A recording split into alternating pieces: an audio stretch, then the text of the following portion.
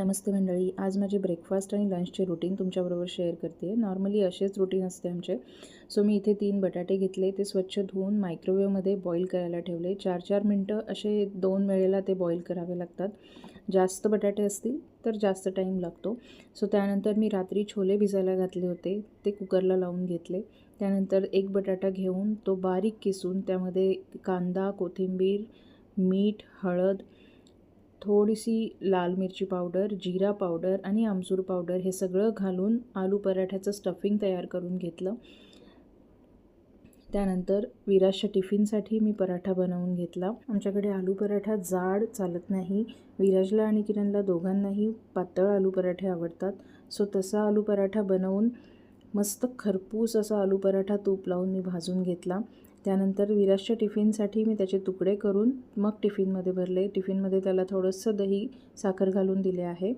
2-3 काजू दिले आहेत. तसं तर त्याचं पराठ्यामध्येच पोट भरून जातं. त्यानंतर विराज शाळेमध्ये गेल्यावर किरण यांनी मस्त चहा ठेवला, आलं वगैरे घालून. सोबतच मी आमच्यासाठी 2 पराठे बनवून घेतले. सो ह्या पराठ्याला मस्त वरून तूप लावून घेतलं. पराठ्याबरोबर आंब्याचं लोणचं मला खूप आवडतं. नुकतंच डीमार्टमध्ये असे छोट्या बरण्या मला मिळाल्या लोणच्याच्या. मस्त त्याच्यामध्ये सगळे फ्लेवर आहेत लोणच्याचे. चहा बनवून घेतला. अशा प्रकारे आमचा आजचा ब्रेकफास्ट तयार झाला. आम्ही दोघांनी बसून गप्पा मारत मस्त ब्रेकफास्ट केला. असंच गप्पा मारत न्यूज बघत आमचा सकाळचा ब्रेकफास्ट होतो. त्यानंतर मी दुपारच्या जेवणाची तयारी करायला घेतली. त्याच्यामध्ये आज छान मेन्यू होता. मी आज छोले, आंब्याचा रस, मसाले भात असा सगळा मेन्यू करणार होते. छोलेच्या भाजीला मस्त कलर आला आहे. उकडलेले बटाटे त्यामध्ये घातले. ही भाजी छान उकळी यायला ठेवून दिली. त्यानंतर आंब्याचा रस करून घेतला.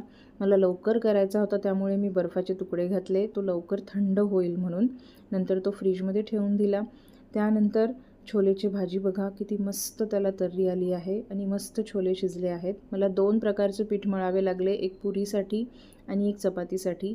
विराजला पुऱ्या खायच्या होत्या आणि आम्हाला चपाती, कारण आम्ही जास्त तेलकट खाणे शक्यतो टाळतो. सो आमच्यासाठी आधी चपात्या बनवून घेतल्या आणि विराज शाळेतून आल्यावरती त्याच्यासाठी गरम मस्त पुऱ्या काढल्या. मस्त टम फुगलेली पुरी बघून विराज खुश झाला होता आज. त्यानंतर मस्तपैकी थाळी बनवून घेतली मी आज. चपात्या, थोडंसं सॅलेड, काकडी, कांदा, मसाले भात, आंब्याचा रस, छोलेची भाजी. वा मस्त दुपारचं जेवण केलं. विराजनी मनसोक्त पुऱ्या खाल्ल्या आणि मस्त झोप काढली. मग